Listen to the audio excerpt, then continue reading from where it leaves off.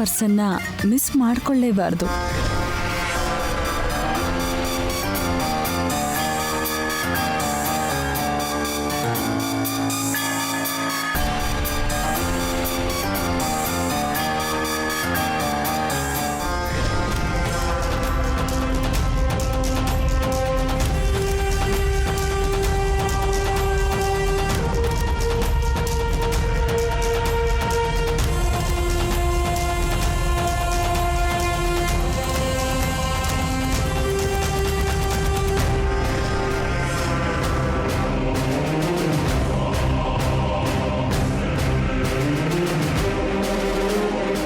ತಲೆನೋವು ಹೋಗೋವರೆಗೂ ಕಣ್ಣು ಬಿಡಬಾರ್ದು.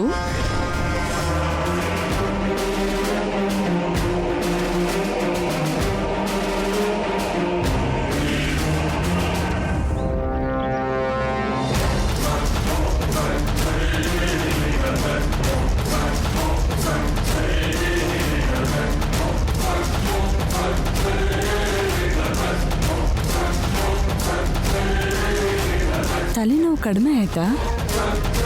ಕಡಿಮೆ ಆಯಿತು, ಥ್ಯಾಂಕ್ಸ್. ಥ್ಯಾಂಕ್ಸ್ನ ಮಾತಲ್ಲಷ್ಟೇ ಹೇಳ್ತೀರಾ? ಬೇರೆ ಇನ್ನೇನೂ ಇಲ್ವಾ?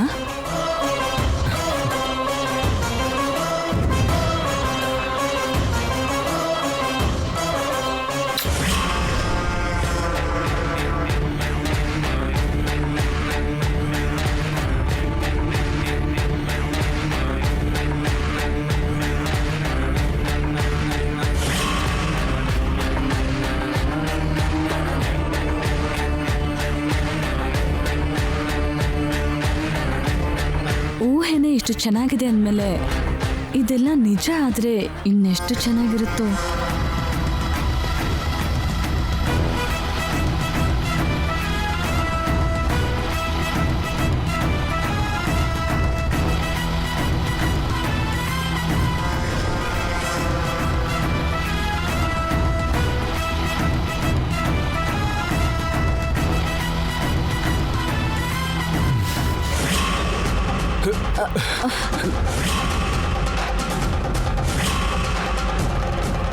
ನೀವೇನಿಲ್ಲಿ? ತಲೆನೋವು ಅಂತ ಹೇಳಿದ್ರಂತಲ್ಲ, ಮಸಾಜ್ ಮಾಡೋಣ ಅಂತ. ಅವಶ್ಯಕತೆ ಇಲ್ಲ, ಕಾಫಿ ಕುಡಿದ್ರೆ ಸರಿ ಹೋಗುತ್ತೆ. ಹಾಗಿದ್ರೆ ಕಾಫಿ? ನಾನೇ ಕಾಫಿ ತಂದಿದ್ದೀನಿ.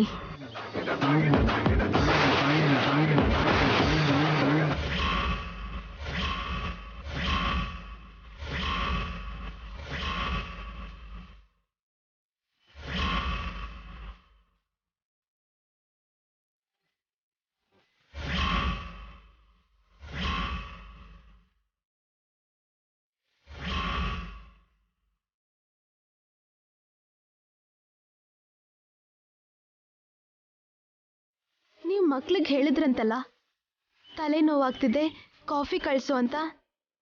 ಹೌದು, ಹೇಳಿದ್ದೆ. ಆದ್ರೆ ಮಕ್ಳು ನನ್ಗೆ ಹೇಳಿರ್ಲಿಲ್ಲ. ಮತ್ತೆ ಹೇಗೆ ತಂದೆ? ಹೇಗಂದ್ರೆ ನಮ್ಮ ಮೇಡಮ್ ಅವರಿಂದ.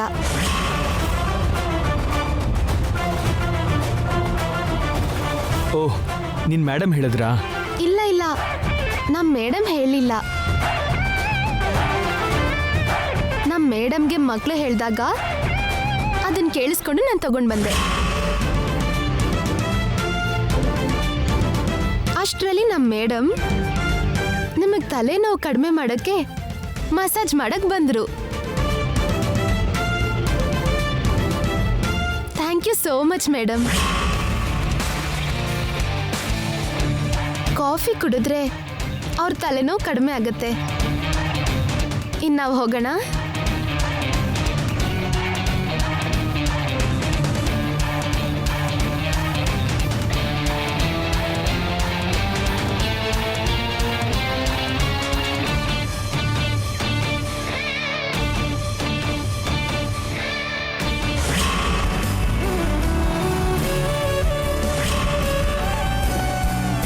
ಬನ್ನಿ ಸರ್. ನಮಸ್ತೆ ಸರ್. ನಮಸ್ತೆ. ನಮಸ್ತೆ. ಡೈರೆಕ್ಟರ್ ಅವರೇ, ಸರ್, ರೂಪಾರಾಣಿ ನನ್ನ ಬಂಧುಗಳ ಮಗಳು. ವರ್ಷೇಲಿ ನನಗೆ ಸೊಸೆ ಆಗ್ತಾಳೆ.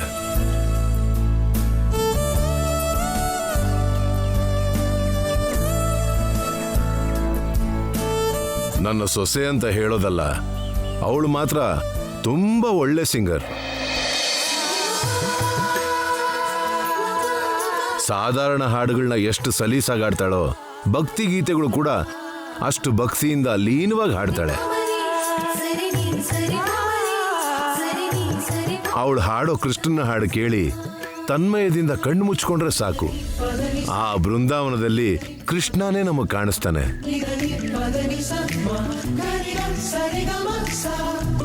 ಅಷ್ಟು ಅದ್ಭುತವಾಗಿ ಆಡ್ತಾಳೆ ನಮ್ಮ ರೂಪರಾಣಿ. ನಿಜವಾಗ್ಲೂ ಹಾಡೋದು ರೂಪಾರಾಣಿ ಅನ್ಕೊಂಡು ಮಾವ ಎಷ್ಟು ಹೊಗಳ್ತಿದ್ದಾರೆ. ಅದೇ ನಾನು ಅಂತ ಗೊತ್ತಾದ್ರೆ ಇನ್ನೆಷ್ಟು ಖುಷಿ ಪಡ್ತಾರೋ. ಆದ್ರೆ ನಿಜ ಮಾವಂಗೆ ಗೊತ್ತಾಗೋ ಹಾಗಿಲ್ಲ. ಗೊತ್ತಾದ್ರೆ ತುಂಬಾ ಸಮಸ್ಯೆ ಆಗತ್ತೆ. ಗೊತ್ತಾಗ್ಬಾರ್ದು. ಹಾಡೋಳು ನಾನು ಅನ್ನೋ ನಿಜ ಮಾವಂಗೆ ಯಾವತ್ತೂ ಗೊತ್ತಾಗ್ಬಾರ್ದು. ಓಕೆ ರೂಪರಾಣಿ ಅವರೇ, ಇಂಟರ್ವ್ಯೂ ಸ್ಟಾರ್ಟ್ ಮಾಡೋಣ. ಪವನ್ ಅವರೇ, ಕ್ಯಾಮ್ರಾ ರೆಡಿ ಮಾಡ್ಕೊಳ್ಳಿ.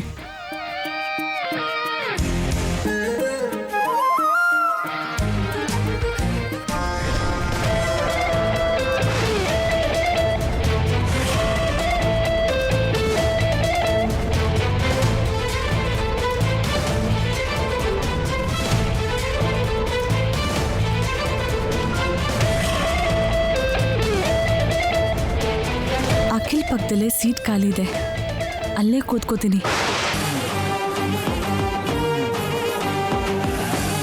ಮಕ್ಳೇ, ಏನ್ ಚಿಕ್ಕಮ್ಮ? ನೀವಿಬ್ರು ಹೋಗಿ ಚಿಕ್ಕಪ್ಪನ ಪಕ್ಕದಲ್ಲಿ ಆ ಕಡೆ ಈ ಕಡೆ ಕುತ್ಕೊಳ್ಳಿ. ಸರಿ ಚಿಕ್ಕಮ್ಮ.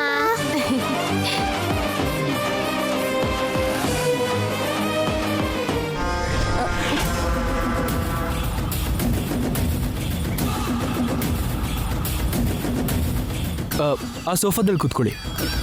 ಪರವಾಗಿಲ್ಲ ಬಿಡಿ.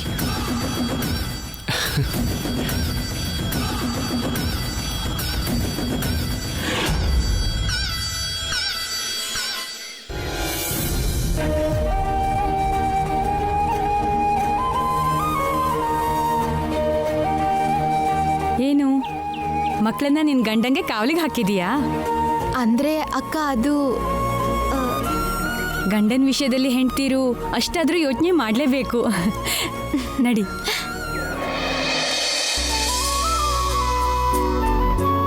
ಮಕ್ಕಳೇ, ಇಂಟರ್ವ್ಯೂ ನಡೆಯುವಾಗ ನೀವು ಮಾತಾಡಬಾರ್ದು, ಸೈಲೆಂಟ್ ಆಗಿರ್ಬೇಕು. ಓಕೆನಾ? ಓಕೆ ತಾತ. ಅಮ್ಮ ಓಕೆನಾ? ಮೈಕ್ ಹಾಕ್ಕೊಳ್ಳಮ್ಮ, ಕ್ಯಾಮ್ರಾ ರೆಡಿ ಮಾಡ್ಕೊ, ಸ್ಟಾರ್ಟ್ ಮಾಡೋಣ. Camera rolling, action. ವೀಕ್ಷಕರೆಲ್ಲರಿಗೂ ಈ ಕಾರ್ಯಕ್ರಮಕ್ಕೆ ಸ್ವಾಗತ, ಸುಸ್ವಾಗತ.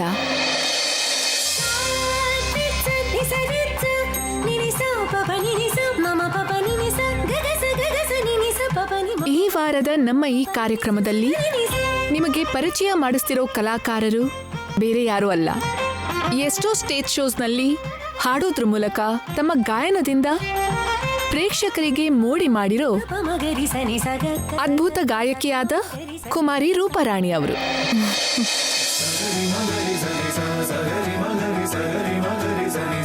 ನಮಸ್ಕಾರ ರೂಪರಾಣಿ ಅವರೇ. ನಮಸ್ಕಾರ. ರೂಪರಾಣಿ ಅವರೇ, ನಿಮ್ ಹಾಡನ್ನ ನಾವು ತುಂಬಾ ಕೇಳಿದೀವಿ, ನಿಮ್ ಬಗ್ಗೆ ಕೂಡ ತುಂಬಾ ಕೇಳಿದೀವಿ. ಈಗ ನಿಮ್ಮನ್ನ ಮೀಟ್ ಮಾಡಿ ಈ ಕಾರ್ಯಕ್ರಮದ ಮೂಲಕ ಪರಿಚಯ ಮಾಡ್ತಿರೋದಕ್ಕೆ ನಮಗ್ ತುಂಬಾ ಸಂತೋಷ ಇದೆ. ತುಂಬಾ ಥ್ಯಾಂಕ್ಸ್.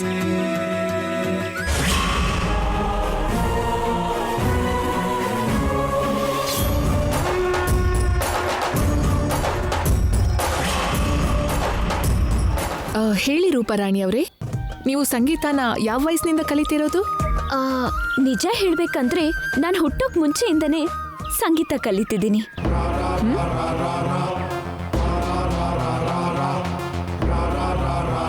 ಇದನ್ ಕೇಳೋದಕ್ಕೆ ಸ್ವಲ್ಪ ಆಶ್ಚರ್ಯ ಅನ್ಸಿದ್ರು ನಾನು ಹೇಳ್ತಿರೋದು ನಿಜ. ನಾನು ಹುಟ್ಟೋಕ್ಕೂ ಮುಂಚೆನೆ, ಅಂದ್ರೆ ನನ್ನ ಅಮ್ಮನ ಹೊಟ್ಟೆಲಿದ್ದಾಗ್ಲಿಂದಲೇ ಸಂಗೀತನ ಕಲಿತಿದ್ದೀನಿ. ಯಾಕಂದ್ರೆ ನಮ್ಮಮ್ಮ ಪ್ರಮುಖ ಸಂಗೀತ ವಿದ್ವಾಂಸರು, ಗೌರಮ್ಮ ಅವರು.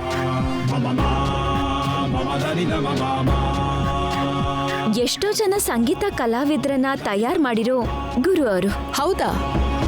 ಹಾಗಾದ್ರೆ ನೀವು ಹುಟ್ಟಿದ ಮೇಲೆ ಸಂಗೀತನ ನಿಮ್ಮ ಅಮ್ಮನ ಹತ್ರನೇ ಕಲ್ತಿರ್ತೀರಾ ಅಲ್ವಾ? ಹೌದು, ನಮ್ಮಮ್ಮನ ಹತ್ರನೇ ಕಲ್ತ್ಕೊಂಡೆ. ನಾನಿವತ್ತಿಗೂ ಎಲ್ರ ಹತ್ರ ತುಂಬಾ ಚೆನ್ನಾಗಿ ಹಾಡ್ತೀನಿ ಅಂತ ಅನ್ಸ್ಕೊಂಡಿದ್ರೆ ಅದೆಲ್ಲದಕ್ಕೂ ಕಾರಣ ನಮ್ಮಮ್ಮನೇ ಗೊತ್ತಾ.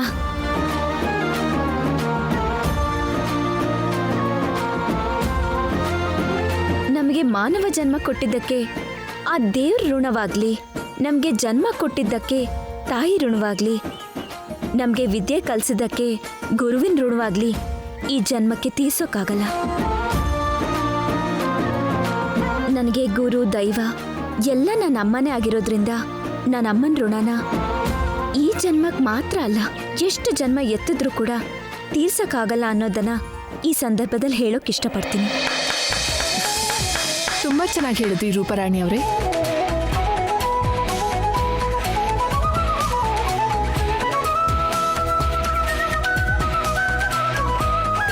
ರೂಪರಾಣಿ ಅವರೇ, ನನಗೊಂದು ಚಿಕ್ಕ ಡೌಟ್ ಇದೆ.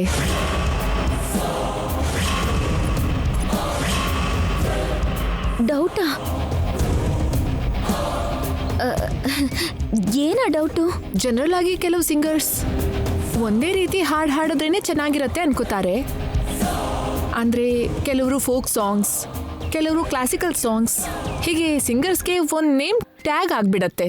ಆದರೆ ನೀವು ಫೋಕ್ ಸಾಂಗ್ ಆಗಲಿ, ವೆಸ್ಟರ್ನ್ ಸಾಂಗ್ ಆಗಲಿ, ಕ್ಲಾಸಿಕಲ್ ಸಾಂಗ್ ಆಗಲಿ, ಡಿವೋಷ್ನಲ್ ಸಾಂಗ್ ಆಗಲಿ, ಯಾವ ಸಾಂಗ್ ಆದರೂ ಅದ್ಭುತವಾಗಿ ಹಾಡ್ತೀರಾ. ಅದು ಹೇಗೆ ಸಾಧ್ಯ ರೂಪರಾಣಿ ಅವರೇ?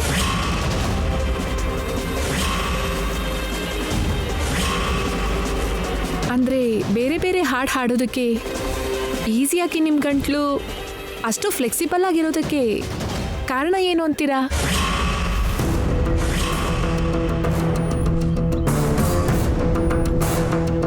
ಅದು ಕಾರಣ ಅಂದರೆ ಅದು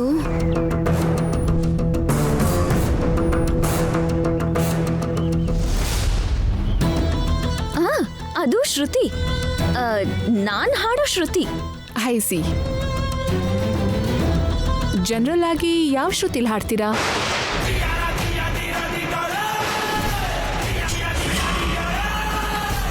ಅದು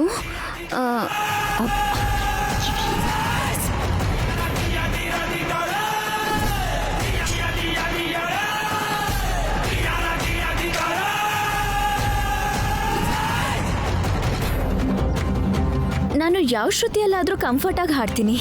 ಅಫ್ಕೋರ್ಸ್. ಆದರೆ ಯಾವ ಶ್ರುತಿ ನಿಮಗೆ ಜಾಸ್ತಿ ಕಂಫರ್ಟ್ ಅಂತ ಅನ್ಸೋದು?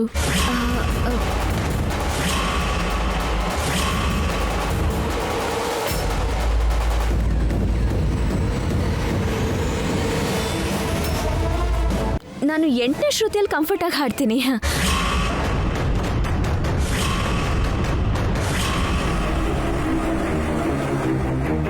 ಅಯ್ಯೋ ಇಲ್ಲ ಇಲ್ಲ, ನೀನ್ ಹೇಳಿರೋ ಶ್ರುತಿನೇ ಇರಲ್ವಲ್ಲ ರೂಪರಾಣಿ.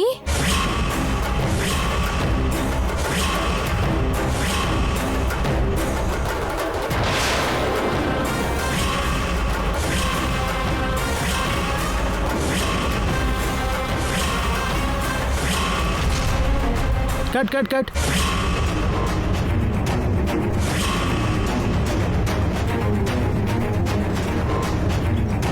ರೂಪರಾಣಿ ಅವರು ತಾವು ಯಾವ ಶ್ರುತಿಲಿ ಹಾಡಿದ್ರೆ ಕಂಫರ್ಟ್ ಆಗಿರತ್ತೆ ಅಂತ ಅವರೇ ತಪ್ಪಾಗಿ ಹೇಳ್ತಿದ್ದಾರೆ. ಅದು ತಪ್ಪು ಅಂತ ನೀವು ಹೇಗೆ ಹೇಳಿದ್ರಿ?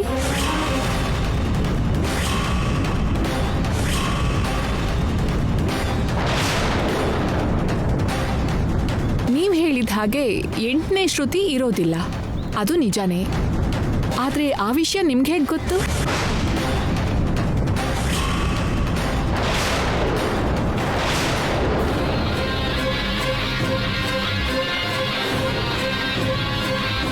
ನೀವೇನಾದರೂ ಸಂಗೀತ ಕಲ್ತಿದ್ದೀರಾ? ಯಾರ ಹತ್ರ ಕಲ್ತ್ರಿ? ಎಷ್ಟು ವರ್ಷ ಕಲ್ತ್ರಿ? ನೀವು ಕೂಡ ಹಾಡ್ತೀರಾ? ನೀವು ಕೂಡ ಪ್ರೋಗ್ರಾಮ್ಸ್ ಕೊಡ್ತೀರಾ?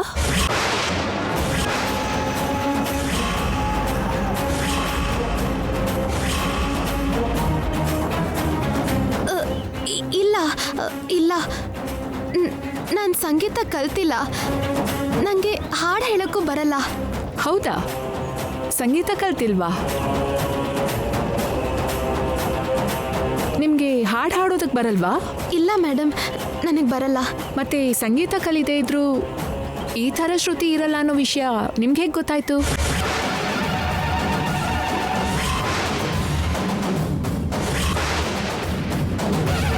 ಅಷ್ಟು ಎಕ್ಸ್ಪರ್ಟ್ ಸಿಂಗರ್ ರೂಪಾರಾಣಿ ಅವ್ರಿಗೆ ಗೊತ್ತಿಲ್ಲದೆ ಇರೋ ವಿಷಯ ನಿಮ್ಗೆ ಹೇಗೆ ಗೊತ್ತು? ಅದು ಹೇಗೆ ಗೊತ್ತಾಯ್ತು ಅಂದರೆ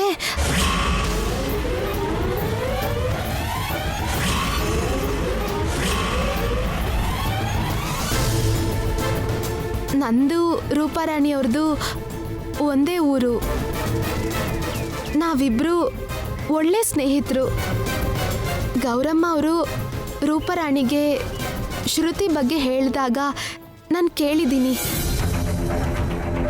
ಅದು ನೆನಪಾಗಿ ಹೇಳಿದ್ದು. ಹೌದು ಅದು ನೆನಪಾಗಿನೇ ಹೇಳಿದ್ದವಳು. ಓ,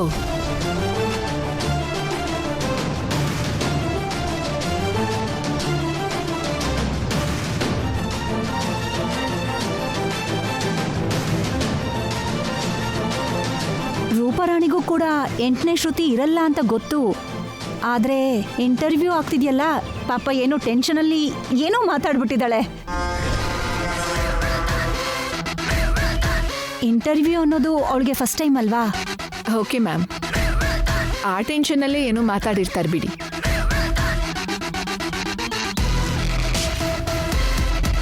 ಶ್ಯಾಮ, ಇಂಟರ್ವ್ಯೂ ನಡೆಯುವಾಗ ಹೀಗ್ ಮಧ್ಯದಲ್ಲಿ ಮಾತಾಡಬಾರ್ದು ಅಂತ ನಿಂಗೆ ಗೊತ್ತಿಲ್ವಾ? ಕ್ಷಮಿಸಿ ಅತ್ತೆ, ಏನೋ ಗೊತ್ತಾಗದೆ ಮಾತಾಡ್ಬಿಟ್ಟೆ. ಆದ್ರೂ ನೀನ್ ಓದೋದ್ ಬಿಟ್ಟು ಇಲ್ಲಿ ಯಾಕೆ ಬಂದಿದ್ಯಾ? ಇಂಟರ್ವ್ಯೂ ನೋಡ್ಬೇಕು ಅಂದ್ರೆ ಆಮೇಲೆ ಟಿವಿಲ್ ಬರುತ್ತಲ್ಲ, ಆಗ ನೀನ್ ನೋಡ್ಬೋದು. ಹೋಗ್ ಓದ್ಕೋ. ಸರಿ ಅತ್ತೆ, ಬನ್ನಿ ಮೇಡಮ್ ಹೋಗೋಣ. ಮಾರ್ನಿಂಗ್ ಮಾಡಿರೋ ಲೆಸನ್ ಇದೆ ಅಲ್ಲ, ಅದನ್ನ ಓದ್ತಾ ಇರು. ನಾನು ಆಮೇಲೆ ಬರ್ತೀನಿ. ಸರಿ ಮೇಡಮ್.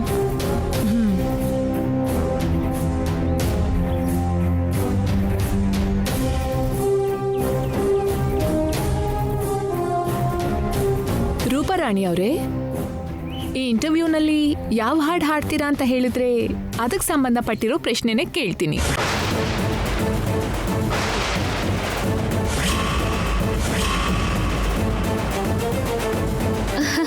ಹಾಡಾ?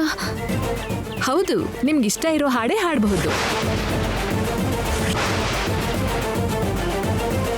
ಅವಳು ಯಾವ ಹಾಡಾದ್ರೂ ಅದ್ಭುತವಾಗಿ ಹಾಡ್ತಾಳಮ್ಮ.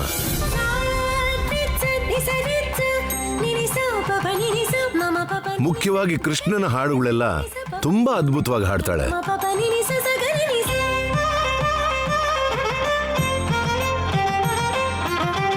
ಅಮ್ಮ ರೂಪಾರಾಣಿ, ಕೃಷ್ಣನ್ ಮೇಲೆ ಒಂದು ಹಾಡು ಹಾಡಮ್ಮ. ತುಂಬಾ ಚೆನ್ನಾಗಿರುತ್ತೆ ಹಾಡು. ಅಂದ್ರೆ ಇದ್ದಕ್ಕಿದ್ದಾಗೆ ಹಾಡು ಅಂದ್ರೆ ಇನ್ಸ್ಟ್ರೂಮೆಂಟ್ಗಳೇನು ಇಲ್ವಲ್ಲ ಅಣ್ಣ, ಅದಕ್ಕೆ ಯೋಚನೆ ಮಾಡ್ತಾ ಇದ್ದಾಳೆ. ಪರವಾಗಿಲ್ಲ, ಇಂಥ ಇಂಟರ್ವ್ಯೂಲೆಲ್ಲ ಇನ್ಸ್ಟ್ರೂಮೆಂಟ್ಸ್ ಬೇಕಾಗಿಲ್ಲ, ನೀವು ಹಾಡಬಹುದು.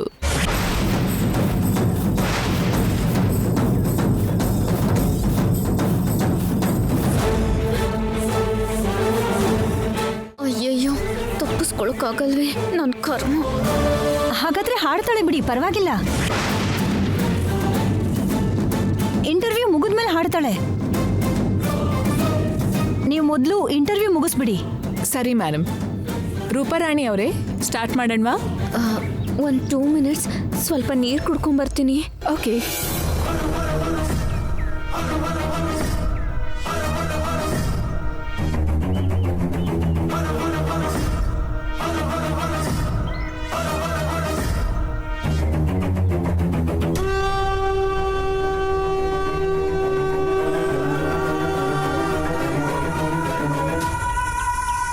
ನೀರು ಕುಡಿ.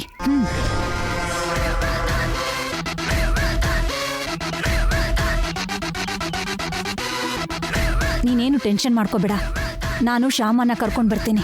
ಅವಳು ಹಾಡ್ತಾಳೆ.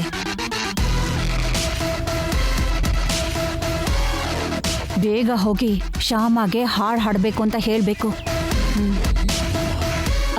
ಸರಿ, ನೀನು ನಡಿ.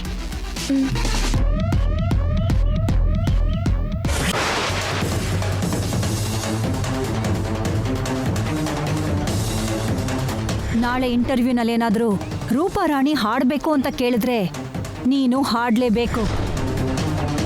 ಈಗ ಇವರು ಹಾಡಬೇಕು ಅಂದರೆ ನಾನೇನು ಮಾಡೋದು?